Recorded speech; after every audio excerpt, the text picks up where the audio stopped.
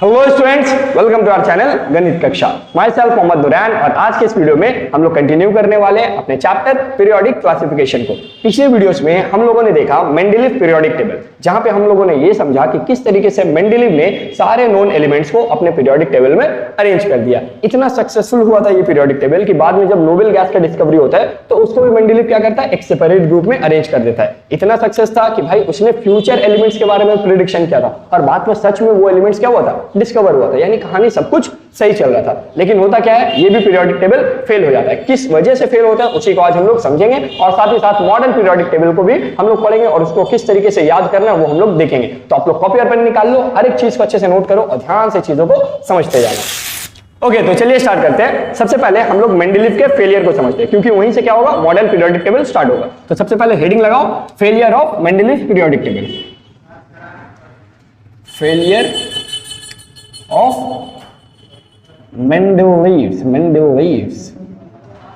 Mendeleev's periodic table. देखो, Mendeleev periodic table के बारे में आपको पता होना चाहिए और थोड़ा सा हम बोर और करेंगे। हम एटॉमिक मास और एटॉमिक नंबर के बारे में थोड़ा सा डिस्कशन करेंगे।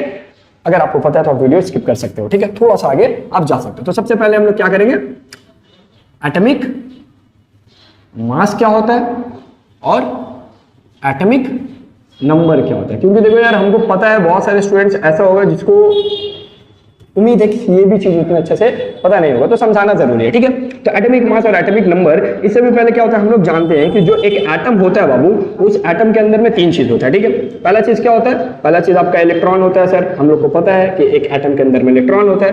दूसरा चीज क्या होता है बाबू, प्रोटॉन होता है। सर ये भी अपने को पता था कि प्रोटॉन होता है। और तीसरा चीज क्या होता है बाबू, न्यूट्रॉन होता है। सर न्यूट्रॉन, अच्छा ठीक है। इलेक्ट्रॉन होता है, प्रोटॉन होता है, न्यूट्रॉन होता है। किसके अंदर होता है, एटम के अंदर। अच्छा, इलेक्ट्रॉन के ऊपर कौन सा चार्ज होता है, नेगेटिव चार्ज होता है। प्रोटॉन के ऊपर कौन सा चार्ज होता है, पॉजिटिव चार्ज होता है। और न्यूट्रॉन के ऊपर कौन सा चार्ज होता है, कोई चार्ज नहीं होता है, इसको जीरो चार्ज होता है, ठीक है। इतना नॉलेज हम लोग को पता है। अच्छा, जब एक एटम बनता है तो वो एटम, आप जब क्लास 9 में थे तो आप क्लास 9 में इलेक्ट्रॉनिक कॉन्फ़िगरेशन तो किए ही होंगे।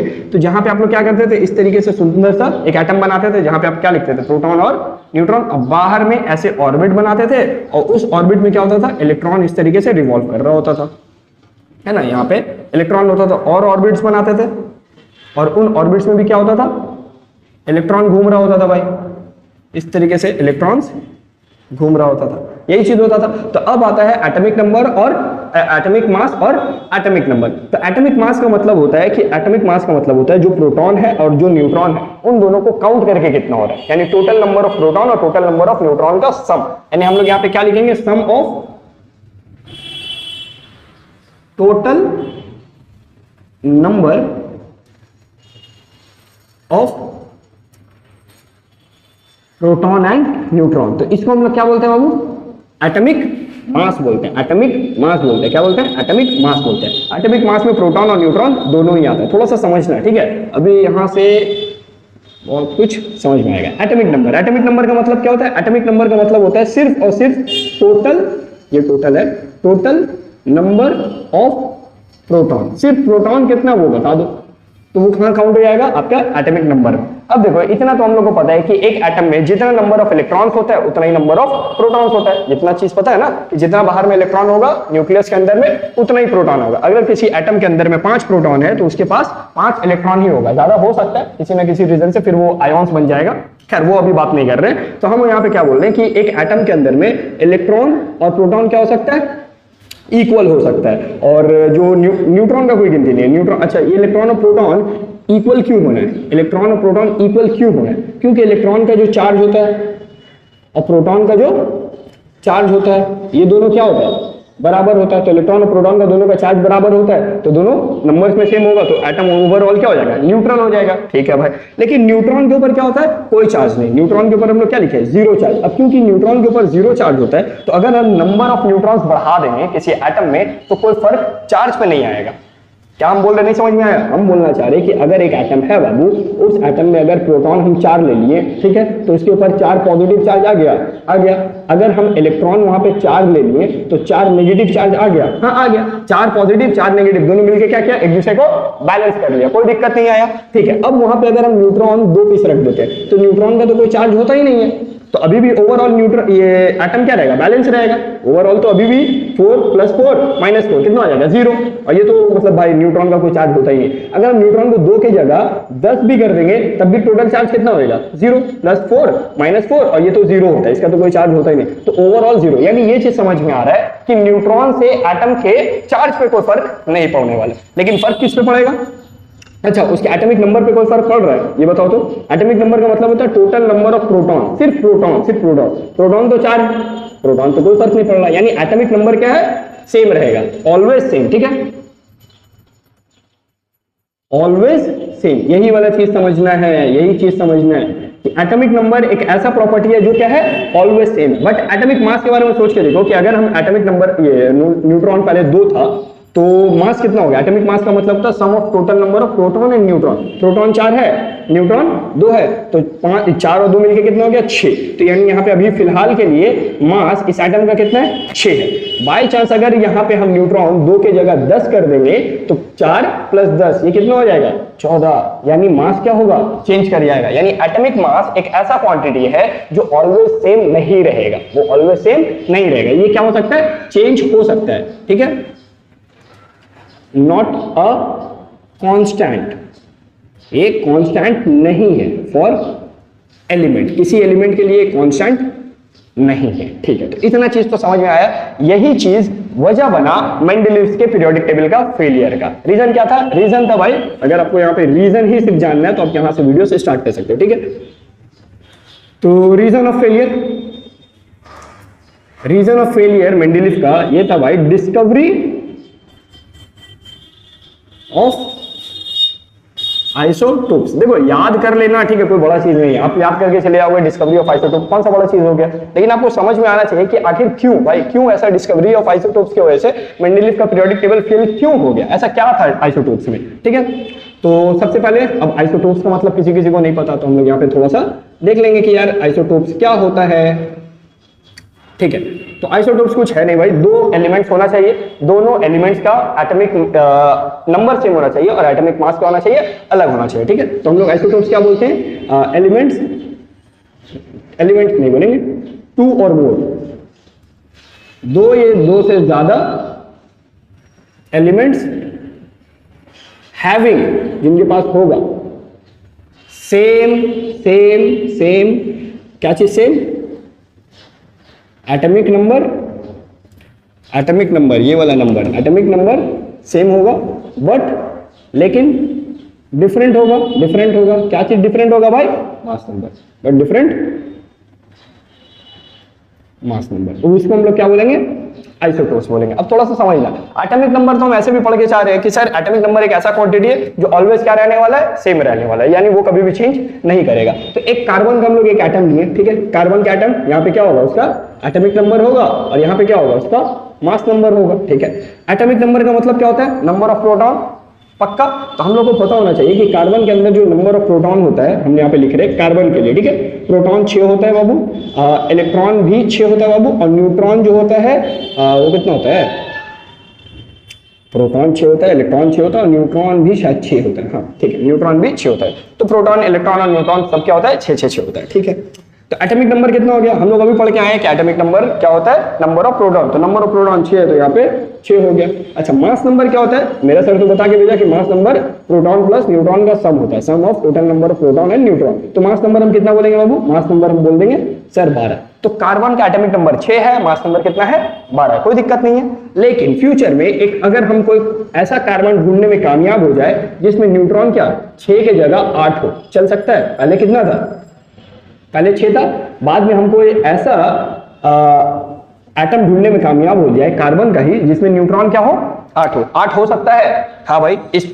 लॉजिक से तो हो सकता है। इस लॉजिक में क्या है, प्रोटॉन और इलेक्ट्रॉन हमेशा बराबर होना चाहिए, तो प्रोटॉन और इलेक्ट्रॉन तो बराबर है, प्रोटॉन इलेक्ट्रॉन बराबर है, न्यूट्रॉन जितना मर्जी रहे, तो न्यूट्रॉन क्या हुआ 6 के जगह 8 हो गया। अच्छा देखो, ये जो न्यूट्रॉन का बढ़ने का केस है 6 की जगह 8 होगा, ये कोई ऐसा नॉर्मल केस नहीं है, ये सब रेयर फेनोमेना, बहुत रेयरली मिलेगा लेकिन मिल सकता है। ये चीज बता रहे हैं, ठीक है। ऐसा नहीं है कि ये कॉमन है, आप जहां ढूंढोगे आपको कार्बन मिल जाएगा 8 न्यूट्रॉन वाला, ऐसा नहीं है, पॉसिबल नहीं है। लेकिन हाँ, चाहेंगे तो मिल जाएगा, ढूंढने से बनाने से आपको मिलेगा। ढूंढने से क्या नहीं मिलता भाई, कोशिश तो करो ढूंढने का, ठीक है, ढूंढने से कुछ भी मिल सकता है। ओके, तो खैर अभी हम लोग यहाँ पे बात कर रहे हैं कि इस कार्बन के लिए जिसका एटॉमिक नंबर कितना, नंबर ऑफ न्यूट्रॉन कितना हो गया, 8 हो गया, उसके लिए एटॉमिक नंबर कितना होगा। एटॉमिक नंबर तो अभी भी क्या होगा, कांस्टेंट, यानी number of proton 6, but mass number देखो, मास नंबर कितना हो जाएगा 6 + 8, यहाँ पे कितना हो गया मास नंबर 14। अब थोड़ा सा मेरे को बताओ कि जो हम लोग ये मेंडलीव का पीरियोडिक टेबल बनाए थे, मेंडलीव का पीरियोडिक टेबल का लॉजिक क्या था। मेंडलीव का पीरियोडिक टेबल याद है, भूल गए, पिछले वीडियो में पढ़े और आज भूल गए, बहुत पुराना, मतलब बहुत दिन बाद वीडियो अपलोड कर रहे हैं, ठीक है। देखो, तो मेंडलीव का पीरियोडिक टेबल था कि भाई फिजिकल और केमिकल प्रॉपर्टी जो होगा किसी भी एलिमेंट का, वो पीरियोडिक फंक्शन होगा एटॉमिक मास का, यानी एटॉमिक मास था और कहीं कहीं एटॉमिक वेट था। तो एटॉमिक मास का अगर पीरियोडिक फंक्शन है तो मास के हिसाब से क्या होगा, हम एलिमेंट्स को अरेंज करेंगे, सबसे पहले 1 ग्राम, फिर 2 ग्राम, फिर 3 ग्राम, फिर 4 ग्राम, इस तरीके से चलते रहेंगे। और ऐसे चलते चलते, समझ में आ रहा है मेरा बात, हम क्या बोल रहे हैं, अगर ये मेरा पीरियोडिक टेबल है तो इस पीरियोडिक टेबल में हम अभी ज्यादा बड़ा नहीं बना रहे, हम इतना ही बना, ठीक है। तो इस पीरियोडिक टेबल में कहीं कार्बन आएगा जिस कार्बन का एटॉमिक मास कितना होगा, 12 ग्राम होगा। उसके बाद कहीं पे नाइट्रोजन आएगा जिसका कितना होगा, 14 ग्राम होगा। फिर कहीं पे ऑक्सीजन आएगा जिसका कितना होगा, 16 ग्राम होगा। यहां तक तो कहानी ठीक चलेगा क्योंकि हम तो अरेंज कर दी। लेकिन जैसे ही डिस्कवरी हो जाएगा आइसोटोप्स का, अब क्या होगा, अब भाई लॉजिक खराब होगा, क्योंकि जैसे ही आइसोटोप्स का डिस्कवरी हुआ, यानी अब मेरे पास क्या है, एक कार्बन है, कार्बन का मास कितना है, 14 है। तो कार्बन को कहां रखना होगा, मेरे को इस कार्बन को इस प्लेस पे रखना होगा, और मेरे पास कोई ऑप्शन नहीं है, हमको इस कार्बन को इसी प्लेस पे रखना होगा। कहां पे, नाइट्रोजन के प्लेस पे।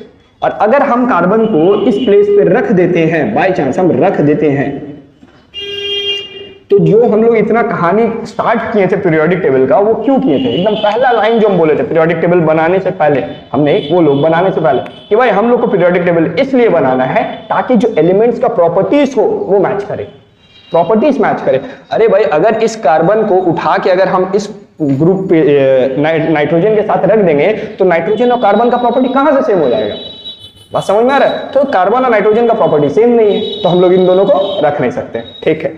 अच्छा, कार्बन को यहां नहीं रख सकते, तो सर ऐसा करो ना कि मेंडलीव के पीरियोडिक टेबल में तो वैसे भी बहुत जगह क्या था, फ्लॉज था, वो भाई पोटेशियम को बाद में रख रहा था, आर्गन को पहले रख दे रहा था, कोबाल्ट और निकेल का पोजीशन सही नहीं था, हाइड्रोजन का पोजीशन सही नहीं था, प्रॉब्लम तो उसमें पहले से था। तो एक और प्रॉब्लम करता, वो बोल देता कि भाई यहां पे रख दो कार्बन को, C14 यहां रख देते हैं, कार्बन 12 और कार्बन 14 दोनों यहीं रख देते हैं, कोई दिक्कत नहीं है। तो यहाँ पे होगा क्या, पीरियोडिक टेबल के हिसाब से प्रॉपर्टीज मैच कर जाएगा। बस दिक्कत क्या होगा कि 12 वाला भी यहीं रखाया है और 14 मास वाला भी यहीं रखाया, और 14 मास वाला यहाँ पे भी है। यानी वो जो अपने लॉ दिया जिसमें वो बोला कि एलिमेंट्स को इंक्रीजिंग ऑर्डर में अरेंज कर देंगे, 1 2 3 4 ऐसे करके, तो 12, उसके बाद फिर वहीं पे 14, फिर आगे 14। अच्छा, एक और प्रॉब्लम था कि ये अगर सिर्फ एक जगह होता, सिर्फ कार्बन के साथ होता, तो हम लोग क्या करते हैं, सह लेते हैं कि चलो भाई एक ही जगह ऐसा प्रॉब्लम है जहां पे 12 और 14 एक साथ है, हम लोग सह लेते हैं। लेकिन हुआ क्या चीज, डिस्कवरी ऑफ आइसोटोप्स सिर्फ एक एलिमेंट के लिए नहीं हुआ, ऑलमोस्ट मतलब हम बोल सकते हैं जितना भी गैसेस एलिमेंट्स था उन सभी के लिए हुआ। हाइड्रोजन के लिए भी हुआ, ठीक है। हाइड्रोजन हम लोग क्या पढ़ते हैं, 1 1 पढ़ते हैं, एटॉमिक नंबर भी 1 होता है, मास नंबर भी 1 होता है, बट हाइड्रोजन का 2 आइसोटोप्स डिस्कवर हो गया, 1 2 1 3। अच्छा, याद रखना जब भी यहाँ पे हम लोग मास नंबर अलग अलग लिख रहे होते हैं तो इसका सिर्फ और सिर्फ एक मतलब है कि भाई न्यूट्रॉन बढ़ेगा, और कोई चीज नहीं बढ़ सकता। प्रोटॉन फिक्स है, इलेक्ट्रॉन फिक्स है, जब भी चेंज होगा क्या होगा, न्यूट्रॉन बढ़ेगा, ठीक है। तो इसमें क्या है, 0 न्यूट्रॉन है, इसमें न्यूट्रॉन का वैल्यू कितना है, कोई न्यूट्रॉन नहीं, इसमें न्यूट्रॉन का वैल्यू 1 है, इसमें न्यूट्रॉन का वैल्यू 2 है। तो यानी नंबर ऑफ न्यूट्रॉन्स बढ़ गया, और ये तीनों ही क्या है, हाइड्रोजन, ये थोड़ा सा भारी हाइड्रोजन है, ये उससे हल्का, और ये सबसे हल्का, ये दोनों रेयर केसेस है, जल्दी मिलेगा भी नहीं। ऐसा नहीं है कि बाजार में ढूंढने जाएंगे तो आसानी से मिल जाएगा, मिलेगा भी नहीं, ढूंढने पे बहुत मुश्किल से मिलेगा, ठीक है, लेकिन मिल जाएगा। तो रेयर है बट एग्जिस्ट करता है। तो इनको भी हम लोग कहाँ रखेंगे, एक ही ग्रुप में 3 एलिमेंट, फिर ऑक्सीजन का भी है, फिर नाइट्रोजन का भी है, कार्बन का भी है, तो ऐसे करके बहुत सारे एलिमेंट्स है, उन सब का आइसोटोप्स क्या हुआ, डिस्कवर होना शुरू हो गया। और जैसे जैसे आइसोटोप्स डिस्कवर होना शुरू हुआ, अच्छा एक चीज सिर्फ अच्छा हुआ कि भाई मेंडलीव जब तक ये आइसोटोप्स का डिस्कवरी हुआ था तब तक इस दुनिया से जा चुका था। अगर वो दुनिया में रहता तो उसको भाई सब मतलब बोल बोल के जान ले लेता बेचारे का कि भाई तुम कैसा पीरियोडिक टेबल बनाए हो कि आइसोटोप्स का जगह नहीं है।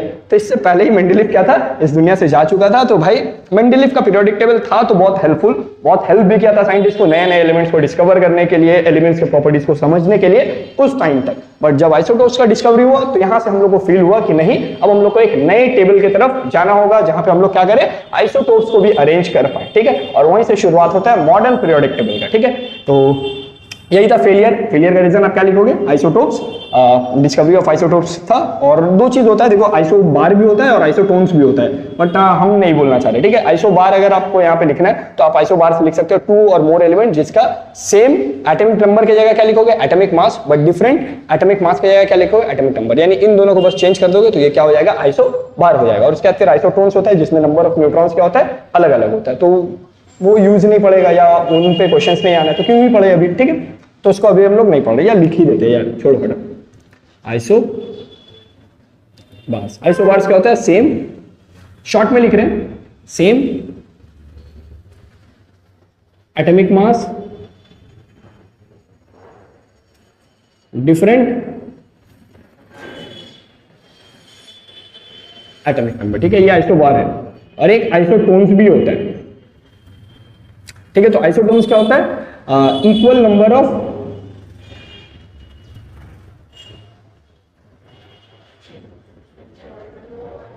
Neutrons, equal number of neutrons होने से उसको हम लोग क्या बोलते हैं, आइसोटोन्स बोलते हैं। जैसे कार्बन 614 और ऑक्सीजन 6 बोल रहे हैं 816, ये दोनों तुम्हारा क्या, ये दोनों आइसोटोन्स है। आइसोटोन्स का मतलब होता है न्यूट्रॉन। अच्छा, न्यूट्रॉन निकालते कैसे, नंबर ऑफ न्यूट्रॉन निकालने का तरीका होता है mass number minus atomic number, इन दोनों को माइनस करोगे तो न्यूट्रॉन निकल जाएगा। तो इसमें न्यूट्रॉन कितना है बाबू, 14 माइनस 6 8, यहाँ पे भी न्यूट्रॉन कितना है, 16 माइनस 8 8। तो दोनों जगह क्या है, न्यूट्रॉन सेम है, तो इसलिए हम लोग इसको क्या बोलते हैं, आइसोटोन्स बोलते हैं। तो आइसोबार, आइसोटोप्स, आइसोबार और आइसोटोन्स। डिस्कवरी आइसोटोप्स की वजह से मेंडलीव का पीरियोडिक टेबल फेल हुआ। तो जल्दी से इसको कॉपी करो, इसके बाद हम लोग जाते हैं मॉडर्न पीरियोडिक टेबल के पास। जल्दी कॉपी करो।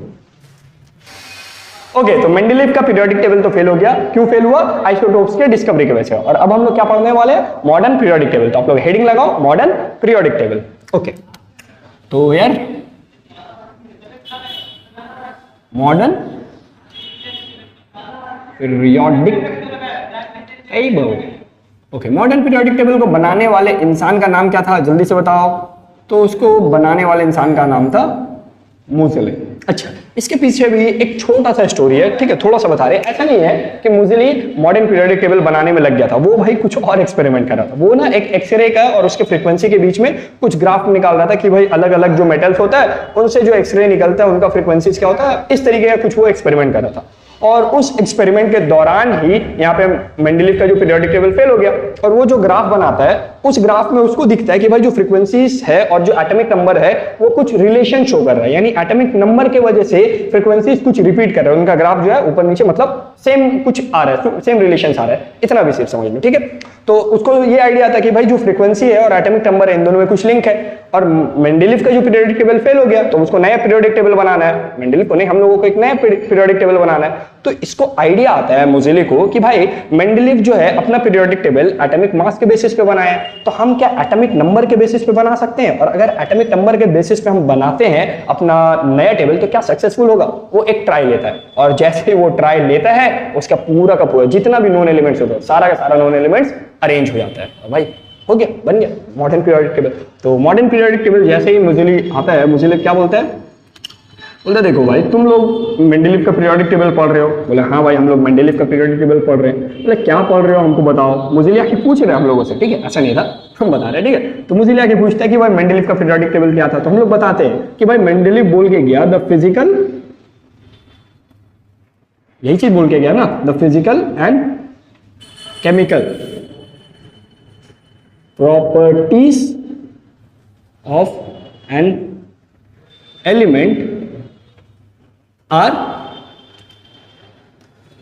periodic function to their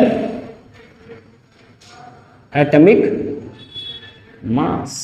ठीक है, तो ये हम लोग बता दिए कि भाई मोज़ेले देखो जो मेंडलीव पीरियोडिक टेबल देके गया वो कुछ इस तरीके का है। तो एकदम मोज़ेले पूरा चौड़ होके एकदम अच्छा ये है तो एक काम करो, मेरा भी यही रहेगा का मतलब सब कुछ यही रहेगा, फिजिकल केमिकल प्रॉपर्टी, एलिमेंट्स का पीरियोडिक फंक्शन ही होगा।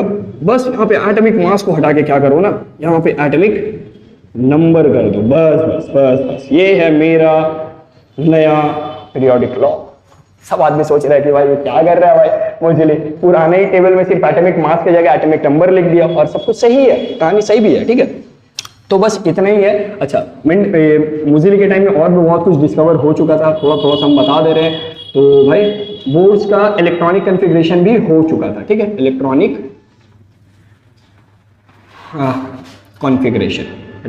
कॉन्फ़िगरेशन आप लोग किए हो, ऐसा नहीं है कि आप लोग ये चीज़ नहीं करके आ रहे हो। आप लोग क्लास 9 में थे तो आपको कुछ इस तरीके से एलिमेंट्स मिलता था, 12 इलेक्ट्रॉन्स है तो उनको अरेंज करो तो आप कुछ इस तरीके का करते थे, याद है, इस तरीके का कुछ गोल गोल ऐसा बनाते थे, यहाँ पे 8 देना है, एकदम सुंदर सा बिंदी बिंदी एकदम बनाते थे। तो इस तरीके का छोटा मोटा जो चीज़ है वो हम लोग ऑलरेडी करके आ रहे हैं और यहाँ नहीं किए, ये हम लोग क्लास 9 में किए। तो ये सब कुछ ना हो चुका था मेंडेलीव के टाइम में। तो ये भी एक रीजन है, यानी ये मोज़िली जो अपना पीरियोडिक लॉ देता है वो सिर्फ इस बेसिस पे नहीं देता, अपने एक्सपेरिमेंट के बेसिस पे सिर्फ नहीं देता है, वो और भी रिसर्च करता है। बट इतना है कि मेंडेलीव जितना रिसर्च करके अपना पीरियोडिक लॉ बनाया था, मोज़िली को उतना रिसर्च करना नहीं पड़ता, क्योंकि हर चीज इसके पास क्या अवेलेबल रहता है, ठीक है। तो जैसे आज या राजीव तुम कोई एक्सपेरिमेंट करने जाओगे तो आपके पास क्या होगा, बहुत सारे एक्सपेरिमेंट्स का रिजल्ट आपको पहले से पता होगा। तो आपके लिए कोई भी एक्सपेरिमेंट को परफॉर्म करना क्या है, बहुत आसान है। और उस टाइम में तो भाई नहीं होता था ना, इसलिए, ठीक है। तो बोर का इलेक्ट्रॉनिक कॉन्फ़िगरेशन का थ्योरी जो था वो अरेंज था। तो जो नया मॉडर्न पीरियोडिक टेबल बनता है वो इसी को बेस बना के बनाता है, ठीक है। तो अगर आपसे क्वेश्चन आता है, एक क्वेश्चन यहाँ पे पूछा जा सकता है कि जो मॉडर्न पीरियोडिक टेबल है वो किस चीज के ऊपर बेस्ड है। Modern periodic table based on electronic configuration, याद रखना, इलेक्ट्रॉनिक कॉन्फ़िगरेशन ऑफ एलिमेंट, इसके ऊपर बेस्ड है। अच्छा, जाहिर सी बात है भाई कि इसको इलेक्ट्रॉनिक कॉन्फ़िगरेशन का आइडिया देने वाला कौन था, बोर था। तो बोर देने वाला था, तो इसलिए हम लोग इसको क्या बोलते हैं, बोर पीरियोडिक टेबल भी बोलते हैं। तो कहीं कहीं पे पूछता है कि भाई बोर पीरियोडिक टेबल क्यों बोलते हैं 1 मार्क्स का क्वेश्चन में, तो हम लोग क्या बोल सकते हैं वहां पे कि भाई क्योंकि मॉडर्न पीरियोडिक टेबल बेस्ड है इलेक्ट्रॉनिक कॉन्फ़िगरेशन ऑफ एलिमेंट्स पे, and electronic configuration of elements का आइडिया बोर दिया था, इसलिए हम लोग मॉडर्न पीरियोडिक टेबल को बोर पीरियोडिक टेबल भी बोलते हैं। बहुत कोई इसको मोज़िली मेंडेलीव पीरियोडिक टेबल भी बोलते हैं, क्योंकि भाई कहीं ना कहीं मेंडेलीव का भी आइडिया था, उसी के बेसिस पे हम लोग आगे बढ़े हैं, मोज़िली भी आगे बढ़ा है, और इसको शॉर्ट में हम लोग क्या बोलते हैं, मॉडर्न पीरियोडिक टेबल बोलते हैं, ठीक है। कुछ चीज जो अभी आपको फिलहाल के लिए पता होना चाहिए कि भाई इसमें भी क्या है, ग्रुप्स है, और इसमें भी क्या है, पीरियड्स है। तो सब कुछ वैसा ही है जैसा आप पहले पढ़ रहे थे। तो ग्रुप क्या है, ग्रुप यहाँ पे वर्टिकल कॉलम्स को ही बोला जा रहा है जैसे वहां पे बोला जाता था, और पीरियड्स क्या है, हॉरिजॉन्टल रोज को भी बोला जा रहा है, तो जैसा पहले बोला जाता था। तो सब कुछ वैसा ही है। अच्छा, टोटल ग्रुप्स कितने हैं, मेंडेलीव के पीरियोडिक टेबल में क्या था, मेंडेलीव के पीरियोडिक टेबल में टोटल मतलब 8 ग्रुप, फिर एक 0 ग्रुप, और उन सबके अंदर सब ग्रुप, कुछ इस तरीके का था। मॉडर्न पीरियोडिक टेबल में ये सारा झमेला को हटा दिया गया और डायरेक्ट बोल दिया गया कि टोटल नंबर ऑफ ग्रुप्स कितना होगा, 18 होगा, ठीक है। और टोटल पीरियड मेंडेलीव के टाइम में टोटल नंबर ऑफ पीरियड कितना था बाबू, जल्दी बोलो, 7 था, और यहाँ पे अभी भी 7 ही रहेगा। और हम लोग यहाँ साइड में लिख देंगे थाला फॉर अ रीजन, ठीक है। सोच लो भाई, थाला का एक और रीजन मिल गया कि पीरियोडिक टेबल में भी थाला का रोल है, ठीक है। अब जो सीएसके या धोनी का हेटर्स होंगे, कौन नहीं हेट करता धोनी को, ठीक है। तो टोटल ग्रुप और टोटल पीरियड्स हम लोगों को पता है। अच्छा, फर्स्ट यहाँ पे याद रखना, फर्स्ट पीरियड को क्या बोला जाता है, वो शॉर्टेस्ट बोला जाता है, शॉर्टेस्ट पीरियड, ठीक है, शॉर्टेस्ट। सेकेंड पीरियड को क्या बोला जाता है, शॉर्ट बोलता है, फर्स्ट शॉर्ट बोला जाता है, सिर्फ शॉर्ट नहीं, फर्स्ट। ये सब नाम है, अगर पूछता है कि भाई फर्स्ट शॉर्ट पीरियड का पहला एलिमेंट का नाम बताओ, तो ऐसा क्वेश्चन आता है 1-1 मार्क्स में। इस चैप्टर से इतना क्वेश्चन आ सकता है 1-1 मार्क्स का कि हम बता नहीं सकते आपको, मतलब हम बता भी देंगे तो हमको लगता है कि कम पड़ जाएगा, ऐसे नहीं है कि क्वेश्चन हम बताएंगे, ठीक है। तो ये सब एक है कि भाई थर्ड पीरियड को क्या बोला जाता है, सेकंड शॉर्ट पीरियड बोला जाता है। तुमसे एग्जाम में क्वेश्चन क्या पूछेगा, सेकंड शॉर्ट पीरियड का पहला एलिमेंट का हमको नाम बताओ, तो कैसे करके बताओगे, बताना होगा, कोई ऑप्शन नहीं है आपके पास, ठीक है। फिर आता है फोर्थ पीरियड, फोर्थ पीरियड को क्या बोला जाता है, फर्स्ट लॉन्ग पीरियड, ठीक है। फिफ्थ को क्या बोला जाता है, फिफ्थ पीरियड को, अच्छा शॉर्टेस्ट हो गया, फर्स्ट शॉर्ट हो गया, सेकंड शॉर्ट हो गया, फोर्थ है ना, हाँ लॉन्गेस्ट पीरियड बोला जाता है, सेकेंड लॉन्ग पीरियड बोला जाता है, सिक्स पीरियड को लॉन्गेस्ट पीरियड बोला जाता है, और सेवेंथ पीरियड को इनकम्प्लीट पीरियड कहा जाता है। इनकम्प्लीट, ये अभी भी कंप्लीट नहीं है, यानी अभी भी आप लोगों के पास पूरा मौका है कि जाओ नए एलिमेंट्स डिस्कवर करो और सेवेंथ पीरियड में दे दो और अपने नाम के ऊपर एलिमेंट्स का नाम रख देना, ठीक है। अब पॉसिबल भी नहीं है, ठीक है। फर्स्ट पीरियड में पूछेगा कि कौन कौन से एलिमेंट्स है, तो भाई उसमें 2 ही एलिमेंट है, सब नहीं पूछता है, स्टार्टिंग का पूछता है और एंड का पूछता है। तो स्टार्टिंग में हाइड्रोजन है और एंड में हीलियम है, ये इतना पता होना चाहिए, ठीक है। सेकंड पीरियड में कौन है बाबू, सेकंड पीरियड में स्टार्टिंग लिथियम से हो रहा है और एंड किस पे हो रहा है, नियॉन पे हो रहा है। थर्ड वाले में सोडियम से स्टार्ट हो रहा है और एंड कहां पे हो रहा है, देख लेना यार, आर्गन पे हो रहा है हमको जितना याद है। फोर्थ पीरियड पे पोटेशियम से शुरुआत होके क्रिप्टन पे आई थिंक खत्म है, helium, neon, argon, xenon, sorry यहाँ पे जेनॉन, ठीक है। फिफ्थ में आपका पोटेशियम हो गया ना, रूबीडियम है और जेनॉन, यहाँ पे क्रिप्टन है। फिर आपका यहाँ पे सीजियम है और यहाँ पे आरएन और यहाँ पे आपका फ्रांशियम है, और ये तो भाई अभी भी क्या है, इनकम्प्लीट है। आई होप आप लोगों को दिख रहा है। तो ये आपसे पूछा जाता है कि starting first period, first shortest period का सबसे पहला एलिमेंट हाइड्रोजन, सबसे आखिरी एलिमेंट हीलियम। तो ये थोड़ा सा याद रखना पड़ेगा, ठीक है। ये सारा चीज याद रखना होगा, ओके। और कुछ है, अच्छा, ग्रुप वाइज जो नेम्स हैं उनको भी हम लोग देख सकते हैं। जैसे ना अलग अलग ग्रुप्स का अलग अलग नेम दिया है, तो हम थोड़ा सा ये वाली चीज को सिर्फ मिटा दे रहे हैं बाबू, क्योंकि ये हमको पता है कि उतना ज्यादा काम का नहीं है, इतना सब कुछ है, ठीक है। तो जो ग्रुप्स है, तो कुछ कुछ ग्रुप है, जैसे ग्रुप 1, ठीक है, ग्रुप 2, ग्रुप आप ले लो 3 से लेके आपका, हम ऐसे नहीं लिख रहे भाई, ये वो तो रोमन नंबर में कौन लिखे हैं, 1 2 3 to 12, और क्या हो रहा है, जी नहीं लिख पा रहे हम, ग्रुप 13 to 17 18 आई थिंक, फिर से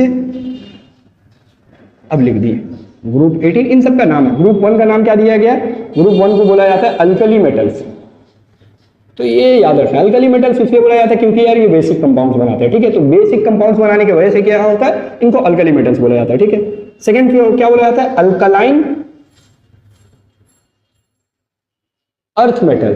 ये अर्थ पे आपको मिलता है, और कैसे फॉर्म में मिलता है, ये एक कंपाउंड के फॉर्म में मिलता है, कभी भी आपको प्योर फॉर्म में नहीं मिलेगा, जब भी मिलेगा कंपाउंड के फॉर्म में मिलता है। तो इस वजह से बोला जाता है अल्कलाइन अर्थ मेटल। ग्रुप 13 से 12 को क्या बोला जाता है, ट्रांजिशन मेटल्स बोला जाता है, ट्रांजिशन मेटल्स। ट्रांजिशन मेटल्स इनको इसलिए भी कहा जाता है क्योंकि इनका वैलेंसीज क्या होता है, मल्टीपल वैलेंसी शो करता है। दूसरा रीजन है कि भाई स्टार्टिंग के ग्रुप्स में मेटल्स होता है, बीच के ग्रुप्स में मेटल और मेटालॉइड्स का मिक्सचर होता है, और लास्ट में नॉन मेटल्स भी होता है, ठीक है। तो इस वजह से इनको क्या बोला जाता है, post transition metals. Post transition metals का मतलब कि ट्रांजिशन के बाद वाला, जब ट्रांजिशन हो गया, ट्रांजिशन का मतलब क्या होता है, बदलाव, चेंजेस आ रहा है, तो जब चेंजेस आ गया उसके बाद वाले एलिमेंट। ग्रुप 18 को क्या बोला जाता है यार, वहां पे भी क्या बोला जाता था, इनर्ट, नोबेल, और एक था ना, नोबेल हो गया, इनर्ट हो गया, और एक कुछ था, अच्छा हाँ, जीरो ग्रुप। तो इस तरीके का इनको नाम दिया गया है, ठीक है। तो इनर्ट ग्रुप, नोबेल ग्रुप या जीरो ग्रुप, ग्रुप 18 को बोला जाता है। अच्छा, कुछ और नाम है फेमस, जैसे 17, ठीक है, तो ये याद रखना। तो यार CR हम क्यों लिख रहे हैं, GR, हाँ। तो ग्रुप 17 को क्या बोला जाता है, ग्रुप 17 को बोला जाता है बाबू हैलोजन, ये फेमस है, ठीक है। आई गेस आप लोग अगर पढ़े हो तो आपको पता है कि ग्रुप 17 को क्या बुलाया जाता है, हैलोजेंस करके बुलाया जाता है, ठीक है। इनको थोड़ा सा और हम लोग आगे पढ़ेंगे। अच्छा, ग्रुप 15 और ग्रुप 16, इन सबको भी कुछ बुलाया जाता है। ग्रुप 15 को बोला जाता है बाबू, ध्यान रखना, पिक्टोजेंस, पिक्टोजेंस, पिक्टोजेंस, पिक्टोजेंस। और ग्रुप 16 को बोला जाता है चैल्कोजेंस, चैल्कोजेंस। तो ये सब कुछ नाम है, एग्जाम में आपसे पूछा जा सकता है, या फिर आपको क्या बोल सकते हैं, मैथ्स का कॉलम में दिया जा सकता है कि भाई चैल्को, पिक्टोजेंस में एक एलिमेंट का नाम याद रखो, नाइट्रोजन। चैल्कोजेंस में एक याद रखो, ऑक्सीजन।